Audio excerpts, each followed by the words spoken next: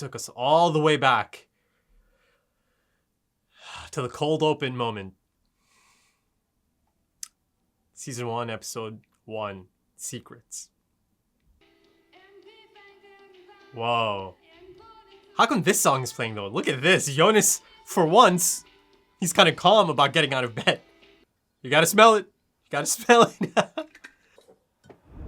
Oh! Sleepyhead. Nicht vergessen, Katharina und Ulrich machen heute ihre Party. Komm nicht wieder so spät zurück, okay? Ja.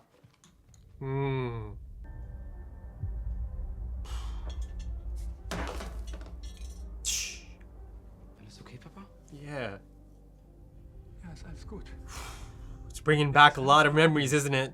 This setup that he is prone to having those moments, right? He spoke of the pancakes he was cooking and he kind of dropped it.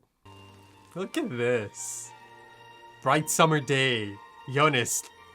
Before any of this sick shit started, eh? He just got blue-balled. Remember Ines' father? Once you have kids, they're married to the children. Kommst du nachher? Ah, is that right? Okay. But that mentioned 2 fugitives. Kennt ihr die Geschichte von der Frau, die hier ertrunken ist? Oh. Wenn das Wasser so klar ist, dann kann man da unten nach ihr Kleid sehen. Fühlt man ihre Hände an den Füßen beim Schwimmen. Look at Magnus in the back. Now, given the nature of the show, I think that story, even though Bartosz is kind of joking around, there has to be an origin to that story, right? Look at this guy, so calm. Wow. Yeah. Deine Eltern glücklich? All marriages have their secrets, right? Agnes Nielsen. All families have their secrets. Keine Ahnung. Oh! Wow, the pendant! Das ist der Schutzheilige der Reisenden. The patron saint of travelers! Frag mich. This is so sweet. That being there in the sand. Can't forget that story Bartosz brought up. No posters, not yet. Ultimate Fistbump? Du, fass die kleine Pestbolle da hinten bloß nicht an, der hat die Röcke. Also dann bis später, Romeo. Romeo and Juliet. So this might be that whole last summer business, right? From season 1. Here it is. Here's a moment. Goddamn Magnus. Oh yeah, that's right. She died in the apocalypse, right? Is she gonna notice anything different about him? His hair, his demeanor, because even his demeanor on the road was kind of different, right? As expected, of course. He tucked it back. Alles okay? She noticed. Ich dachte, ich habe noch Zeit.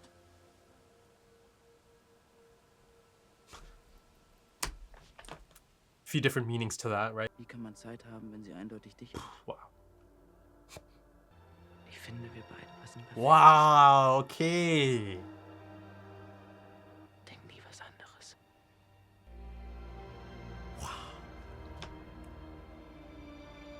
Look at the lighting here, man. So it was this Jonas. The other Jonas has no clue. But of course, this Jonas, this is essentially, you know, his last chance, right? He gets to see Martha alive. He's been to a future and she died.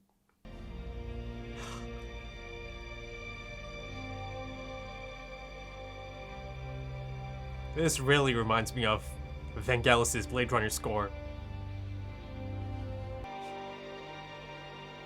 Wow.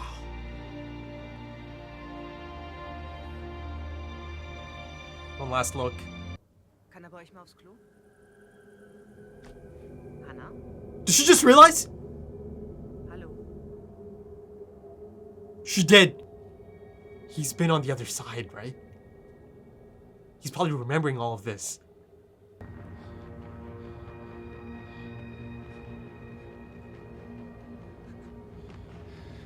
Yeah.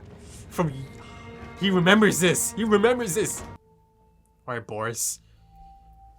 Who's the second then? If he's the one of them, one of the two. Oh yeah, oh yeah.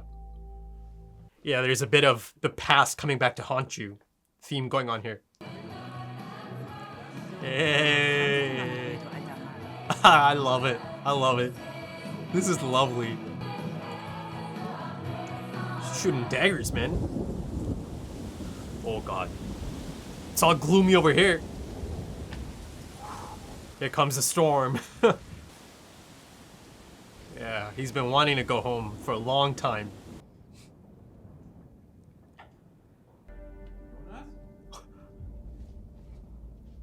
Ich dachte doch, ich habe was gehört. Look how happy he is. Eigentlich bei den Nielsens?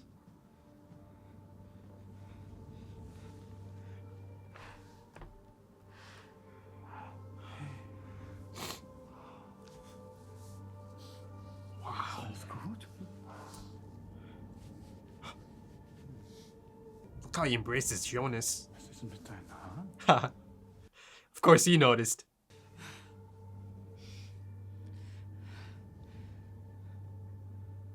Ich weiß es. Was weißt du? Ultimate fist bump. Ultimate Fistbump? Ich weiß, dass dein richtiger Name Mikkel Nielsen ist.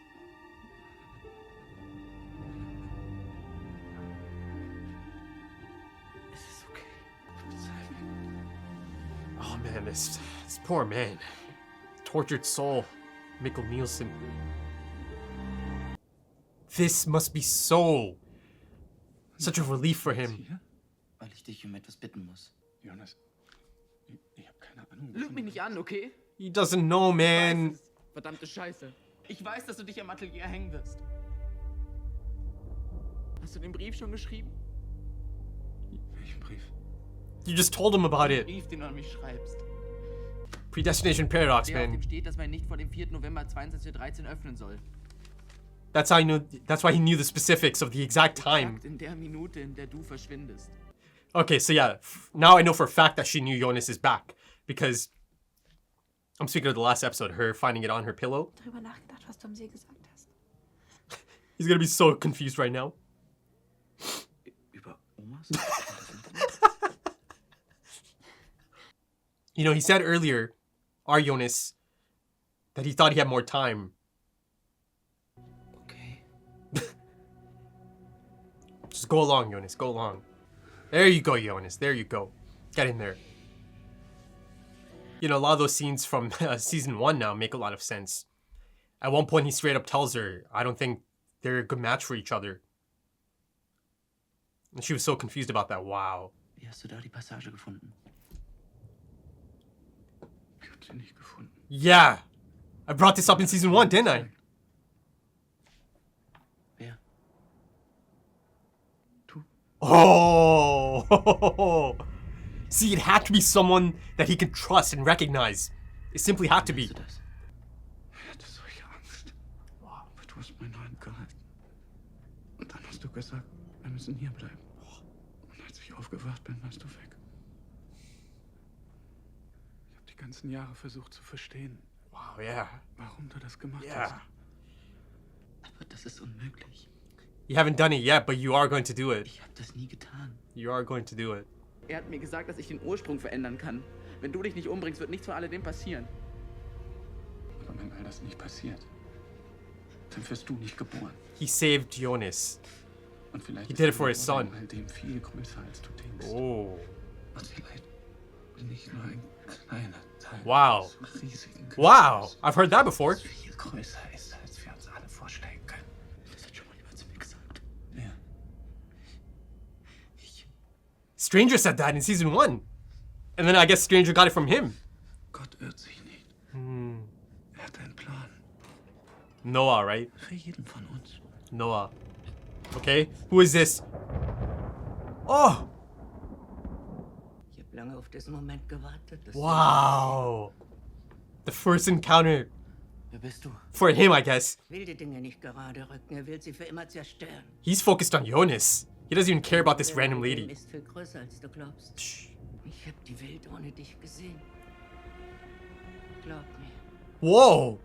Bombshell. nicht das, was du erwartest. Whoa. That's great casting, man. Es ist in Ordnung. He has no hesitation, man, to save his son. Ist das jetzt die Apokalypse? She remembers. But wasn't she the one who asked Ein that? bisschen enttäuschend. Ich hab's mir irgendwie lauter vorgestellt. Greller. It's flipped. Season 1, episode 3, past and present. Wow. On your anniversary, Ulrich. Now, she said that he hasn't been back for like a year, right? So she covered for him. He'd rather be somewhere else right now. I guess the dreams make a lot of sense then. I just didn't know they actually go all the way. Oh.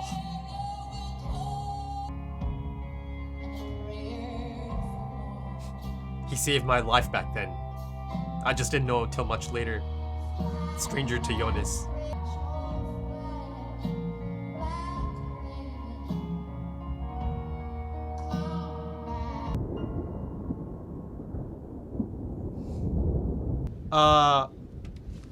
Okay. I distinctly remember it being the morning. There was no storm. I'm sure of that. Aber ich hoffe, wenn du verstanden hast, wie alles zusammenhängt, One last look as well. wirst du meine Entscheidung verstehen. He understood. Die Wahrheit ist ein Oh, at some seltsames point. Ding. Man kann versuchen, sie zu unterdrücken. Aber sie findet immer ihren Weg an die Wow, wow. Oberfläche. Wir machen eine Lüge zu unserer Wahrheit, um zu überleben. Wow. Versuch That es is the zu life vergessen, story of Michael. bis es nicht mehr geht. Wow, yes. Du hättest es ihm sagen können. Du hättest ihm sagen können, was seine Aufgabe in all dem ist. Auf welchen Weg du ihn wirklich schickst. Oh my god, that's... Nicht mehr lange. Is that Magnus? Older Magnus? Dann beginnt der letzte Zyklus. That looks like Magnus to me. It is! So that's Francisca? Sick Mundus. Oh. I'm still kind of lightheaded, man. I mean, that is incredible. I mean, that's essentially the best episode of the series. It's right up there as contender for best episode of the series. Wow. That's an incredible hour of television right there. Staggering. Right, so I'm back. You know, I kind of had to step out for a bit, get a drink, just chill for a bit. That was so draining, so emotionally draining. And you know, at one point, you know, I'm not just saying this, but I actually felt a little bit lightheaded. Right, nothing serious or anything, but you know, I felt there. It was just like, this is different. This is kind of new, and it kind of makes sense, right, given the nature of this particular episode. And you know, before I go any further, yes, you know, to some this might make absolute sense because you might have had the exact same experience, exact same type of reaction to these incredible scenes playing out in front of you.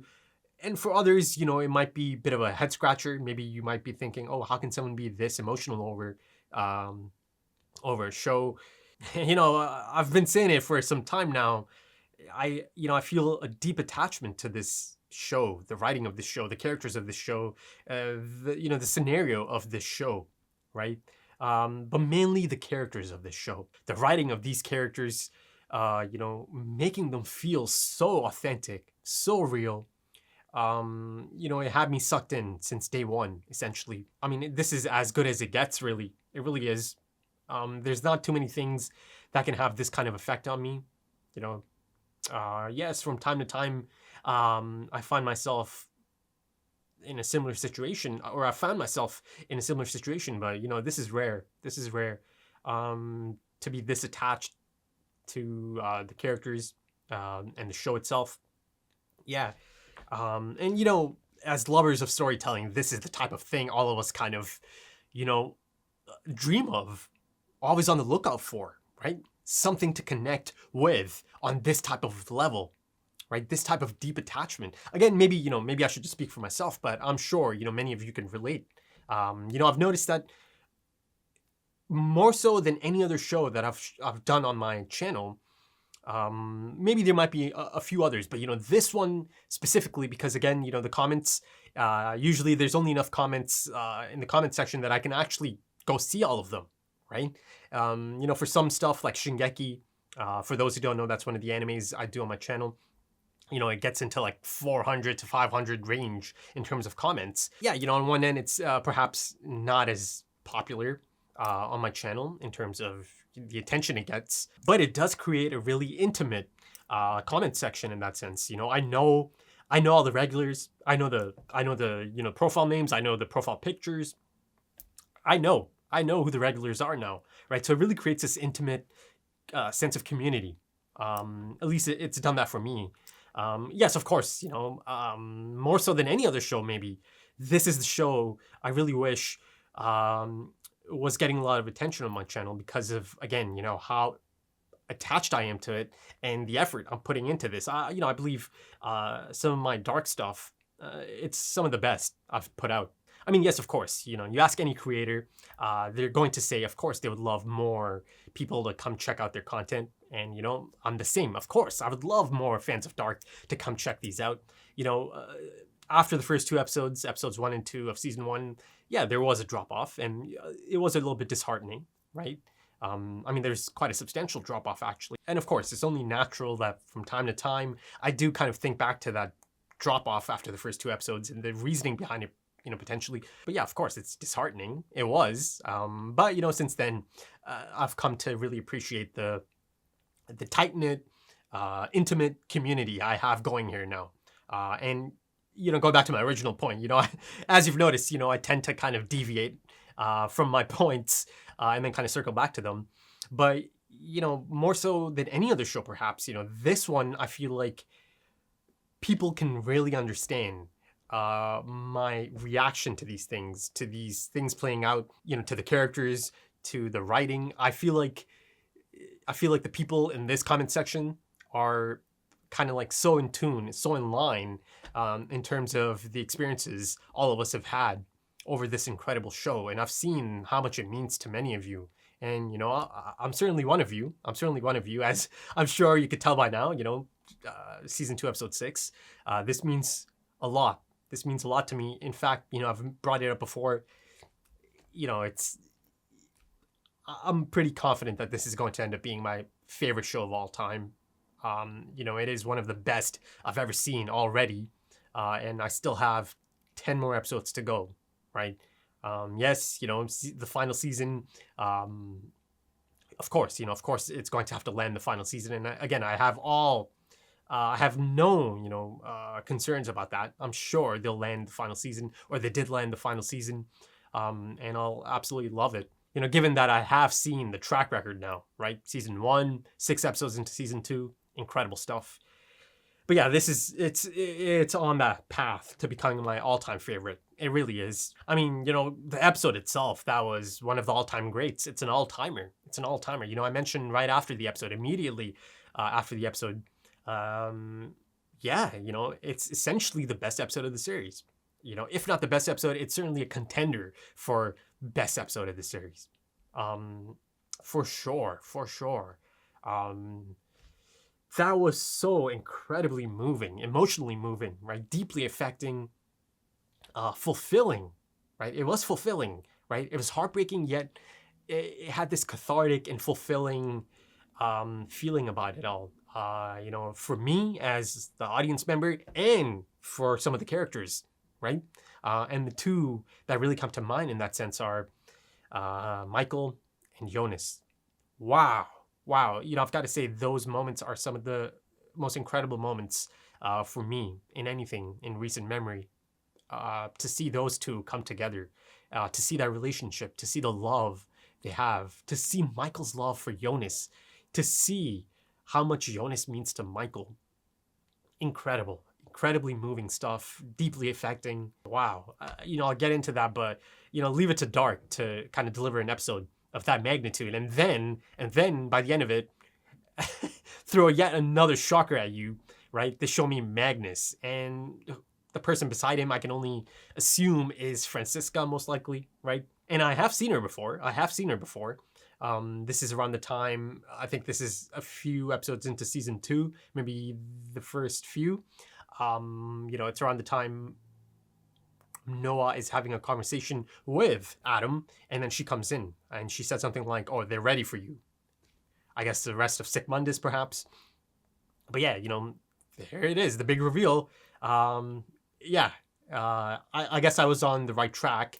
And that possibility of some of these other younger characters being part of Sic Mundus, at least 2 of them are for sure part of Sic Mundus.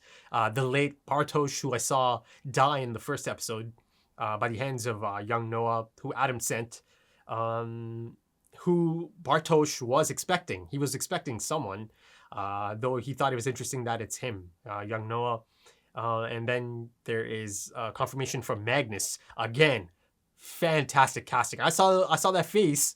And I was like, oh shit. And it helps that you already kind of have that thought in your mind that some of these characters could be people that I know already. Once you do have that thought in your mind, you're always kind of trying to attach faces to people that you don't know.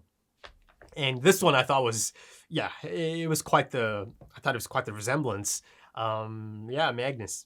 I think it's a pretty good chance that is Francisca beside him, right? And, it appears that Magnus is high enough in the organization that he can kind of have this type of argument or have this type of debate with Adam, right? Jonas.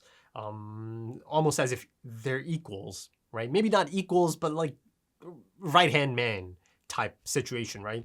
And again, they go really far back. So there is this bond and this time they've shared together, essentially, so they know each other. Magnus didn't hold anything back there. He was actually a bit agitated that Adam didn't tell his younger self the role he plays in all of this. And then, the lady beside him, again, I think good chance it's Francisca, reminded him that all of them have to make sacrifices, right? You see Claudia also tells Jonas and then Mikkel that, all of us have to make sacrifices, including your father, Mikkel, who had no hesitation. He had no hesitation. He knew, killing himself is going to make sure that Jonas doesn't die or make sure that Jonas exists, right? He had no hesitation. That's the love he had for his son. You could just see how much his son meant to him, how much Jonas meant to him. Even, you see Hannah kind of approaches Mikkel around the time he's kind of having a bit of an episode, right? After hearing about the gathering at the Nielsen's, she kind of reaches out from behind him and touches his shoulder, and he has like this reaction to it, right? But, it's the opposite. Him and Jonas, it's the opposite. He really loves to embrace him. He feels safe, right? Again, I guess that goes all the way back to him feeling safe as a young child, Jonas guiding him, though of course there is a bit of a heartbreaking moment there as well. Young Mikkel not knowing at that point in time the reasoning behind this. How come Jonas abandoned me, essentially, right? That's one of the most heartbreaking things about Mikkel, this tortured soul. One of the most tragic characters I've ever come across. He had nothing. He had no guide, right? He had no means to, navigate this life of his that's been, turned upside down, neither here or there, butterfly or a man, essentially a dream state at all times. And of course, Ines kind of drugging him all those years kind of plays a part as well, though it all kind of came rushing back. Certain triggers, be it the mention of his parents, the Nielsen's, the yellow jacket, seeing his younger self, Mikkel, who did look a little bit older. You could tell, this is filmed a little bit after. It's not, a make or break type thing, but you could tell it's an older Mikkel, or the actor who portrays Mikkel looked a little bit older, yet this was kind of like a flashback. But, in that sense, it's a unique flashback given the structure of this story, because it's happening. It's all happening at the same time, right? The whole block universe theory of this, or aspect of this. But essentially, it is a flashback as well, right? For the audience, showing us some of these things and adding context, recontextualizing some of these moments and these scenes. And of course, powerful revelations can come from flashbacks or backstories.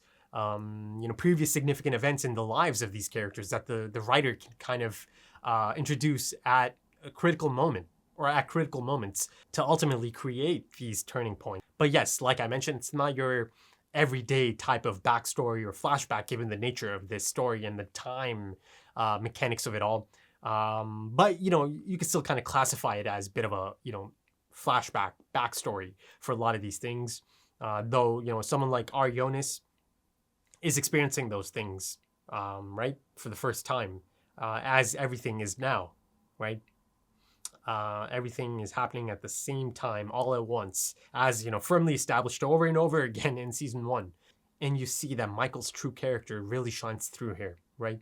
And, there's a train of thought that true character can only be expressed through a choice and dilemma, right? How a person chooses to react under pressure is who he or she really is. And the greater the pressure, the truer and deeper the choice is to that character. And you see that through his actions. No hesitation. He knew, right? He knew the moment he realized, the moment he clocked, right?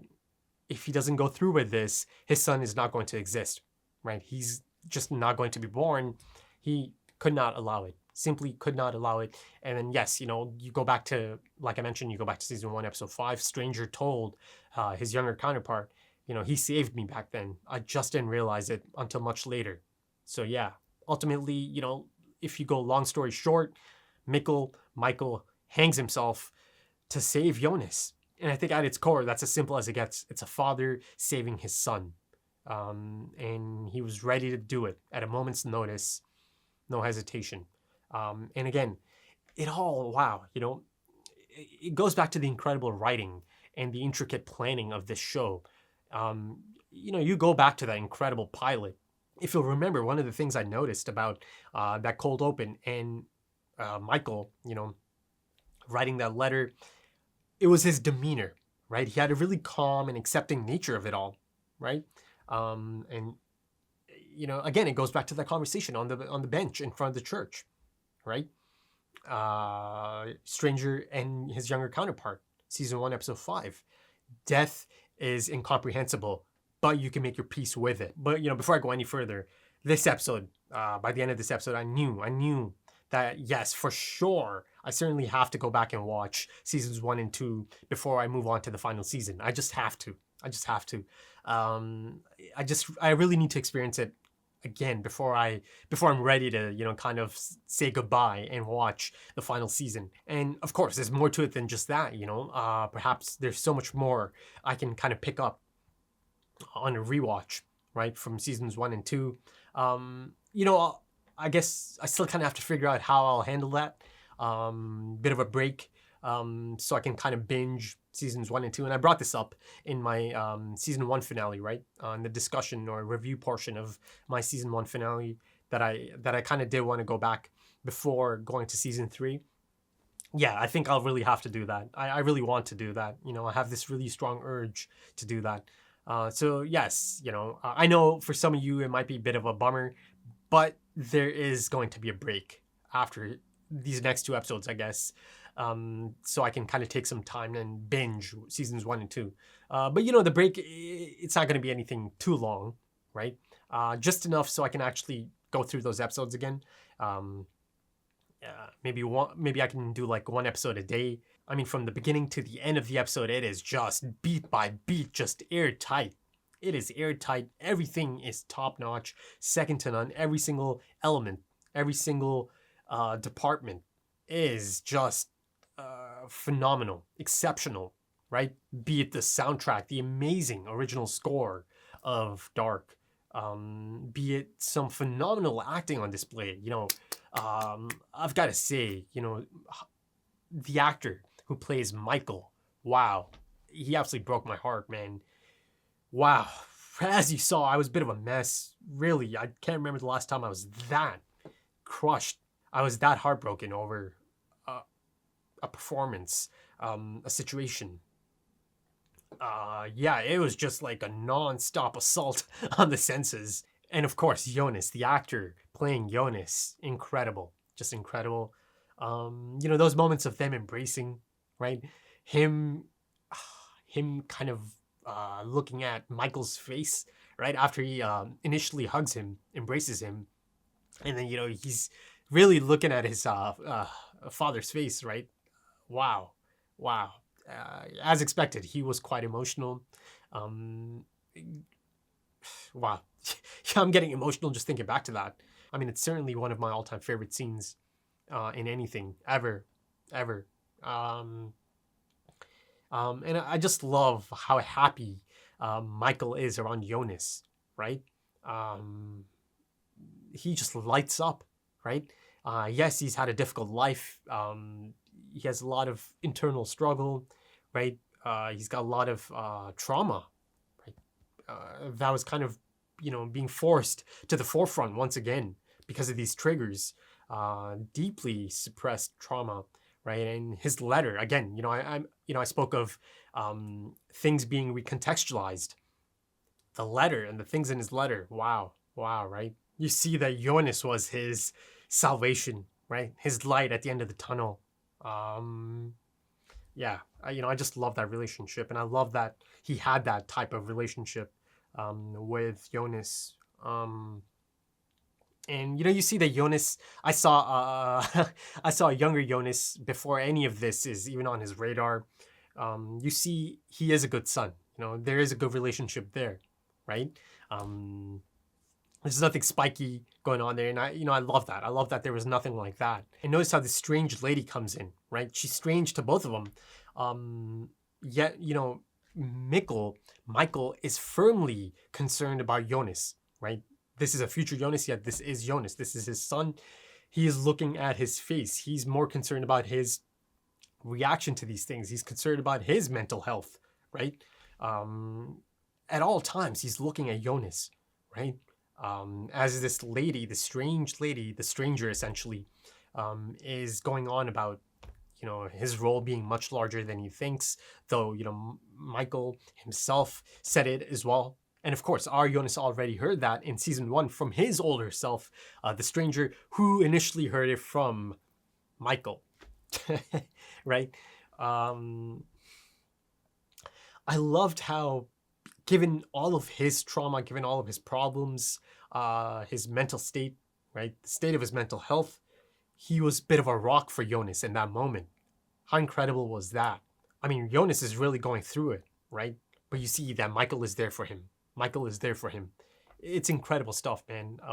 These characters feel so authentic. And, I'll get into some of the others. Mostly all of them I kind of get to see in a different light. The Nielsen specifically, Ulrich and Hannah.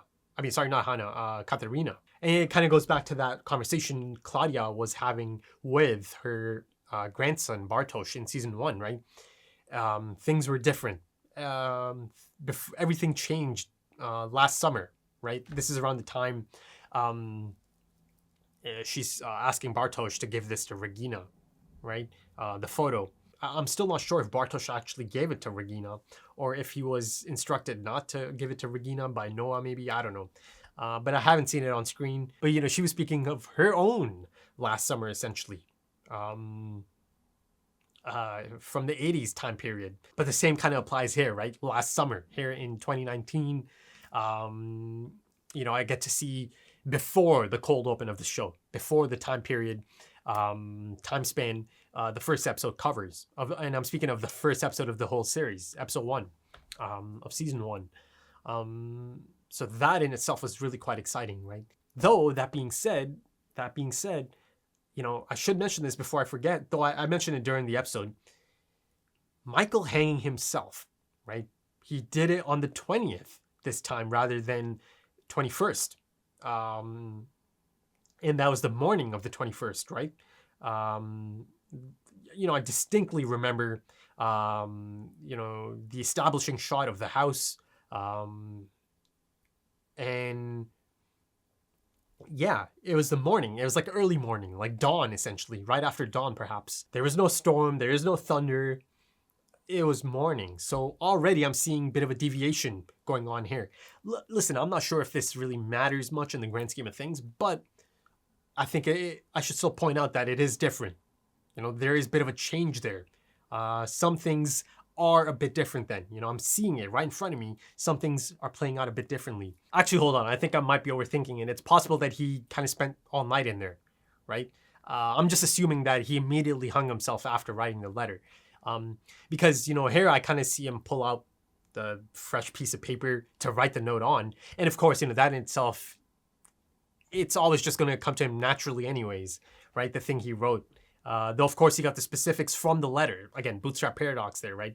And unfortunately, as expected, really, and as I feared, it was a predestination paradox once again. Jonas attempting to stop it is the reason it ended up happening in the first place. Though, of course, now there is some more context. There is some more context.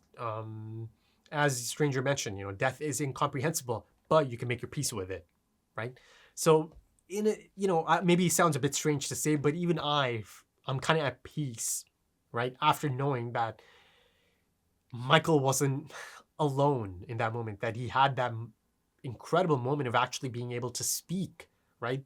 He's been holding this in, this traumatic experience of his life. He's been holding that in for decades, right? And now, finally, he gets to have this moment of relief, right? This cathartic moment of being able to openly talk about it. Not only talk about it, but talk about it with his own son, who understands him, who's not going to be confused about any of this. So imagine that. Just imagine that. Even that in itself made me so emotional and so happy, right? That's why I kept saying, yes, it's heartbreaking, yet it's still fulfilling. So fulfilling to see that. Because, like some of these others, he had no guide. He had no guide. He had no one he could actually speak with about the ins and outs of this life he has to live, right? The ins and outs of time travel and the deterministic nature of it all.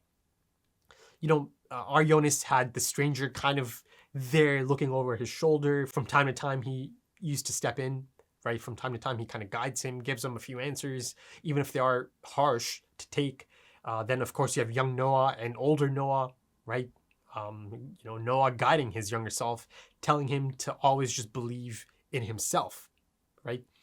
Mikkel had no one like that. Mikkel has no one like that, and you see subsequently the incredible impact it had on him in his life and the difficult life he's had. And of course, it didn't help that Ines, as shown in the last episode as well, she drugged him quite a bit in an attempt to perhaps make him forget his past. That certainly played a part. And, speaking of Michael being a rock for Jonas in that moment, during that conversation, that difficult conversation, Jonas, once again, he thought he understood things, but then, things there, he gets kind of blindsided once again, as he realizes that, it turns out it was Jonas himself who guides a young Mikkel through the caves, through the opening, through the tunnel and the door. It was exciting. It was certainly an exciting reveal, but I knew, I brought this point up really long time ago in season 1, right? For Mikkel to be able to get through that door, that passage, to even make it that far and actually make it to the other side, though it's the same tunnel you're going through anyways, right? You're going in and coming out of the same tunnel in a different time period. He had to be guided. And again, my train of thought there was it must have been the stranger and Mikkel must have been knocked out. If it's not that, because that would have been quite a difficult task, carrying a knocked out Mikkel all the way through that tight tunnel at one point. But if you'll remember, the second possibility I did bring up is that if it is actually Jonas, a younger Jonas than stranger Jonas himself, right? Someone Mikkel can recognize and trust. See, that was making sense even back then. So to see it play out like that here, it's yes, it's exciting, heartbreaking, exciting. But yeah, it's not a complete shock. And then, going back to the actor who does play Michael, wow, that moment, he's got this sad smile on his face. I was so scared. I was so afraid, but you held my hand tight, right? He was his protector. But also, perhaps he felt so betrayed, so confused in that moment. Mikkel, that is.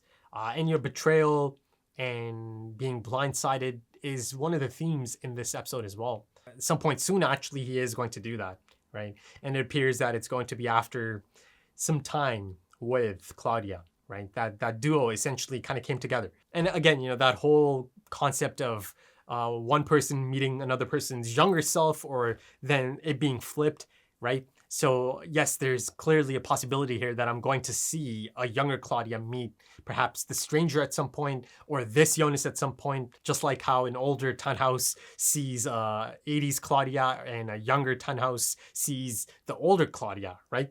It's kind of full of that type of thing throughout the show. Younger counterparts and older counterparts, back and forth, right? I mean, a really prominent one of this season has been, it was really early on, the cold open, right? Younger Bartosz and Noah, right? Kind of coming together in season 1. And then, of course, older Bartosz and young Noah in the cold open. So it'll be interesting to see this dynamic, right? The Claudia and Jonas and stranger dynamic. Certainly not Adam. And Claudia dynamic from the sounds of things. But, I'll get back to that because Claudia mentioned something that is a bit of a game changer.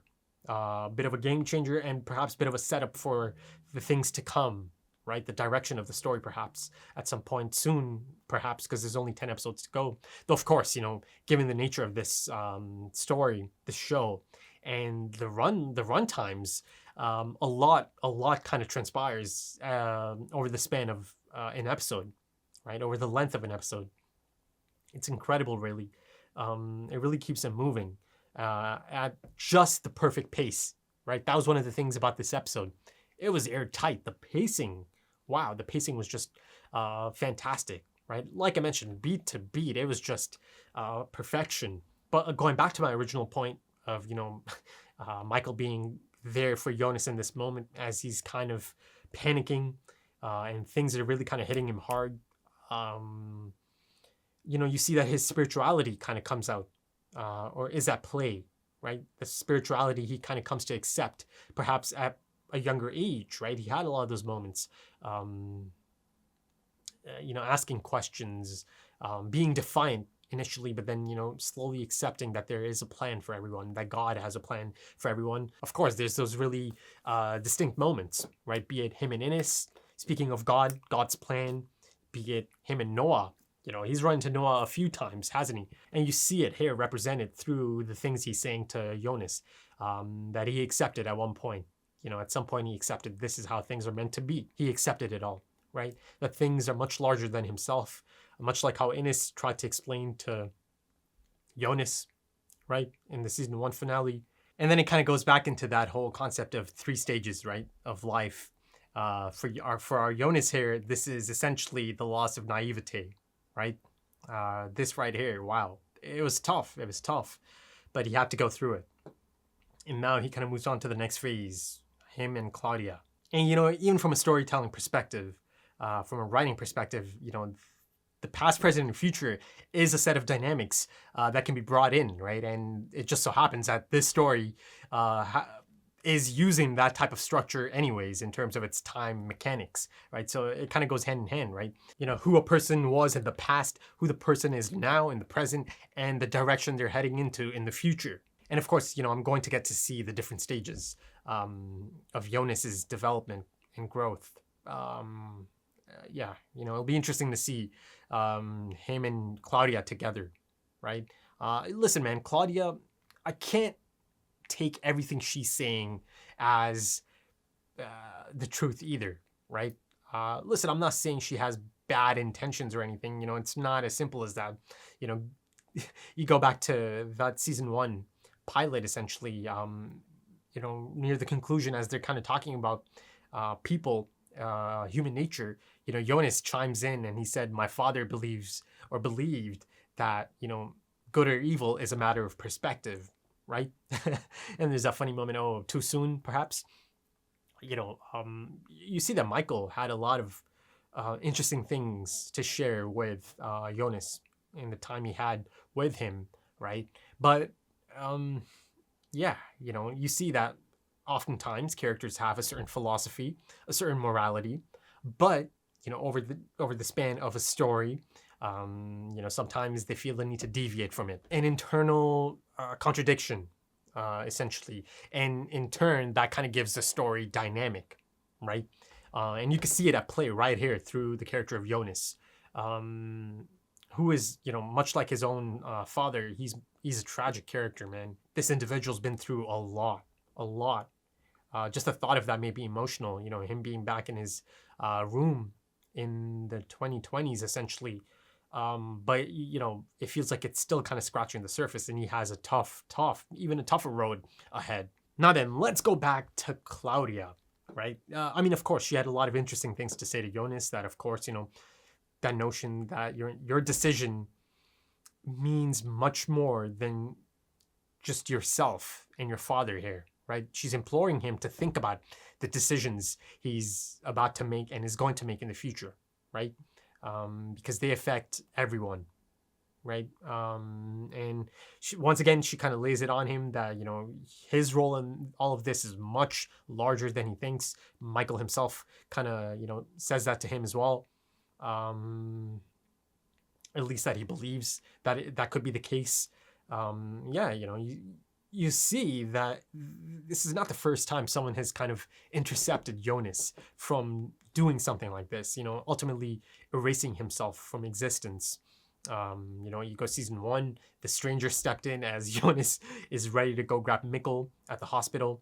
And once again, in season 1, you see Noah and Helge step in to put Adam essentially into the bunker so he can go through that portal, the creation of Adam, him and Helge coming into contact. And once again, Claudia came in to intercept Jonas to make sure he doesn't go down that path, right? So it's almost as if the universe or these travelers are never going to allow it to happen anyways, right? Though, of course, it was always meant to happen like that, right? Now let's get to that moment. Bit of a bombshell moment, as I mentioned during the reaction during the episode. Claudia mentioned that she has seen the world without Jonas, and that it's not exactly how he thinks it's going to play out, right? So that right there to me felt like setup, right?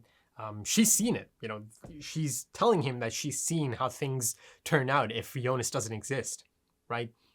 She's not saying it was bad, but she was saying that it's just not as how he expects it to go down. So does this mean that I am going to get to see this, right?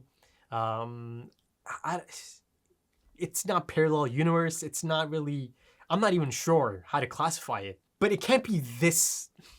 It's not this loop then. It can't be, because of the whole deterministic nature of it all, right? The predetermined nature of it all. It can't be this loop. So see, this kind of starts getting into some potential theories, right? Is this set up for an alternative timeline? Parallel universe? I don't know the exact term to use here, because I don't even know the exact thing she's speaking of here. The only one thing I know for a fact is that she's seen that. She's seen a world without Jonas. Is the audience going to get to see this? I felt like that was a bit of a setup moment. That was a really exciting setup moment. I got quite excited at that, mention, essentially. It's that, or it's a big old misdirect that she's straight up just lying to Jonas. But, it's still exciting to think about that possibility. And the potential of that, perhaps, by the end of this season, only 2 episodes to go, or maybe even in season 3. But, this world she's speaking of, how did she get to experience this? Wow, that all of a sudden made Claudia's storyline even more interesting, didn't it? Even more exciting. But let's move on to the lake, as it is quite the prominent feature of this episode as well. And the things that kind of go down there, you see our Jonas kind of takes a chance, because as of that point, he firmly believes he doesn't have much longer to live, because he, again, firmly believes he is going to stop his father from hanging himself, right? It's all futile, right? And Adam knows this, but our Jonas doesn't know this yet. As Claudia told him, Adam lied to you. He kind of manipulated you to make sure that you do end up triggering the chain of events that are needed from this point on as well. Though, of course, you see the cold open, Adam, who seems to be the narrator for season 2, is kind of questioning the origin, the beginning of it all, or if even that in itself is a futile attempt given the nature of it all, right? The beginning is the end, and the end is the beginning. Everything is now. And it being almost impossible to know the starting off point, right? To all of this. But yeah, you know, him kind of stepping in after Jonas from 2019 steps out, has to go show Anis how to use a tablet, right? He takes a chance, one last chance essentially, and a chance to see Martha again for the last time, you know, one last time for the last time, right? Because this Jonas, he's been to a future, the apocalyptic future, and a lot of people died, including Martha. And now he finally gets to see her again, and he's not going to give up this chance, right? This final chance in his mind to go just be open, right? Get it all out there. As he mentioned, you know, at that point in time, he thought he had so much more time, so he wasn't able to quite come out and be honest about his feelings just yet. But I get to see the origin of that line, you know, from the dreams, that they're a perfect match. Never believe anything else. This Jonas said that to Martha, right? So he means it. He means it, right? These are some of the regrets he's had since he found out that Martha died in the apocalypse. He's been carrying this around for some time. He got his chance. He said it, and he knows this is his aunt. He doesn't care, right? These are his true feelings.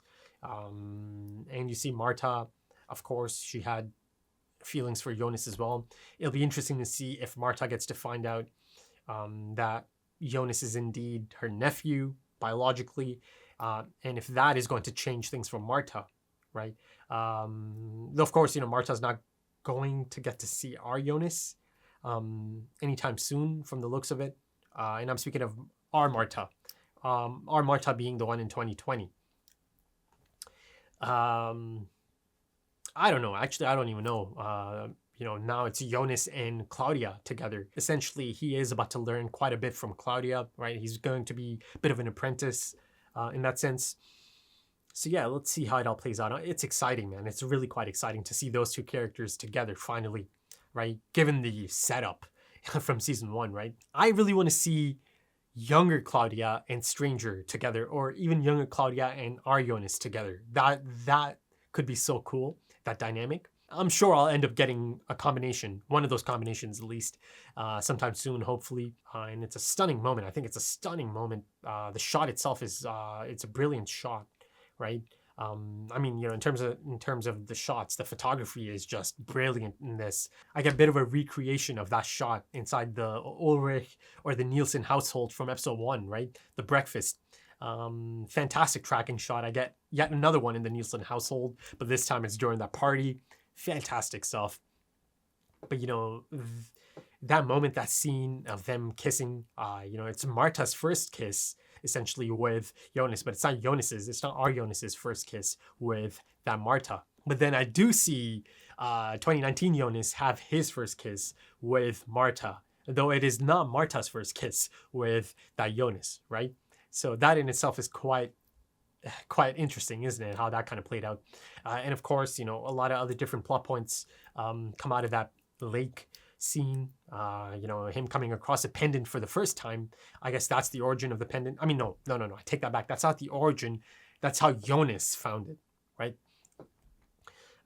He found it in the sand. And of course, Martha provides a bit of exposition, much needed exposition. She said that it's Saint Christopher, the patron saint of travelers, right?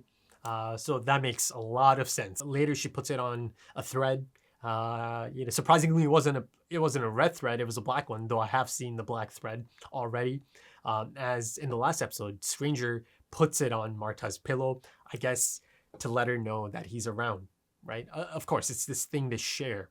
It's this really intimate moment they kind of share together. So she knows. So yeah, you know, I felt that she knows that Jonas is around. This confirms it, that indeed she knows for a fact that Jonas is around, because who else is going to put that on her pillow, right? So the path of this is quite interesting, and that's something on my radar now. You know, I'm really excited to kind of keep track of it, and who it ends up with from time to time, right?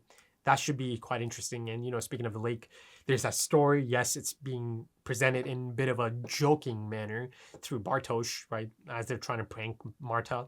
And of course, Magnus jumps in on it. But like I said, given the nature of the show, I'm sure there is an origin to that story, and that sounds like a bit of a heartbreaking story. Someone drowned there, a female character drowned there, and the fact that the pendant is kind of left on the shore, essentially, could it be theirs, right? Before they drown. I mean, it sounds like Hamlet almost, or Ophelia to be more specific. You know, Ophelia drowning. Yeah, even the dress itself, the description of the dress. Yeah, so that's interesting, yet also a sad thought that I might actually see a character from the past, I suppose, go through that, right? Let's see how that plays out. It's so clear at this point. Nothing in this show is just there for the reason of being there. It's all connected. It all means something. I feel like even that one slip up by Ulrich during the slideshow, calling that baby cute girl, right? Though it's Magnus. Even that I don't feel like is just something in passing as a joke, right? There could be a meaning behind that, in terms of identity, perhaps. People not being who you think they are. And of course, because of this, a lot of the moments in season 1 make sense. Martha's confusion makes sense, right? Jonas being back after Michael hanging himself, right? I think that was like 5 months, right? From June to November. Because of course, since Michael hangs himself, it has quite an impact on Jonas and his mental health. And of course, because of that, he kind of has to take a leave of absence from school, right? And Bartosz kind of covers for him, though of course that kind of backfires. Bartosz saying or telling everyone, including Martha, that he's off in France and he's playing hide the baguette, that he's having a fun time in France, meeting a lot of people, right? So of course that must have hurt Martha for sure, right? Though of course, later in season 1, Jonas does come clean. He explains that he wasn't in France, and he just kind of wanted to cover it all up because he didn't want her to think he's some kind of crazy person, right? But yeah, you can understand from Martha's perspective, being feeling betrayed, after having that incredible moment on the lake, right? That they're a perfect match, and that incredible kiss. Passionate kiss, a final kiss from Jonas's perspective. And then of course later that night, the other Jonas, right, who's kind of oblivious to the things that are playing out at the lake at that point, has the most intimate moment. I mean, yes, at first he's a bit surprised, but it also kind of plays out perfectly given the fact that there was this tension there, regardless of our Jonas stepping in, right? So he kind of just goes along, and to him it feels like the natural progression that is just happening now. But yeah, I didn't know they actually do end up having sex at that moment, right? That's something new. I didn't know that, right? So yeah, that kind of explains the dreams for sure. But yeah, you could see how Martha would feel kind of betrayed, finding out that, okay, all of a sudden Jonas just kind of disappeared. And he's actually in France, and apparently he's having a good time. And I guess in that time, her and Bartosz kind of get together. So was Bartosz also kind of being a little bit sneaky as well, given the fact that he also had a crush on Martha? On one end, he's being a good friend, and on another end, he's kind of taking the chance to move in on Martha as well, right? And then, of course, later as Martha kind of confronts Jonas, right? This is after Jonas finds out that Martha's actually his aunt. Our Jonas at that point in time tells her that they're not a good match, that all of this is wrong. And she's like, huh? This is like the opposite of the thing he said to me at the lake, right? It all makes sense. It all adds up. Once you get new information, you can kind of take it back and apply it to situations from past plot points or stories, past seasons, and then they kind of, give you a larger picture, or it makes sense once it all adds up. So I'm loving it, man. I'm loving it all. There's still that unknown of how Ines gets the letter, I mean, it's not much of an unknown if you just assume that she's the one who finds Michael in there before, Hannah and Jonas. Let's see, I'm hoping they kind of explain that at some point. I've noticed that I haven't seen Ines, Grandma Ines, at all this season. I mean, I guess she doesn't really have much of a part to play anymore in all of this. Young Ines certainly does, in the 80s Ines. She's certainly playing a part so far. That was an incredible episode of television, one of the best of all time in my opinion. It's certainly on my all-time list. It's certainly the best episode of the show, if not the contender for best of the show so far. I'm sure there's going to be many more that could be contenders for episode of the series. But yeah, if you enjoyed that, consider dropping a like, consider dropping your comments, give me your thoughts. If you're interested in full length for this episode or perhaps even early access to the next episode right now, consider checking out the Patreon page. The link is in the description or the pinned comment. Also, I'm on Twitter, social media, if that's your thing. Again, links in the same places. Yeah. So that's about it for this one. Yeah, you know, I'm really quite excited about the rest of the show. And I'm really quite excited about going back to seasons 1 and 2 once again. Before moving on to season 3. So I'll keep you updated on that once I know for sure how I'll kind of handle that. But yeah, thank you for checking that out, and thank you for your time, as time is precious. I hope to see you again soon for the next one.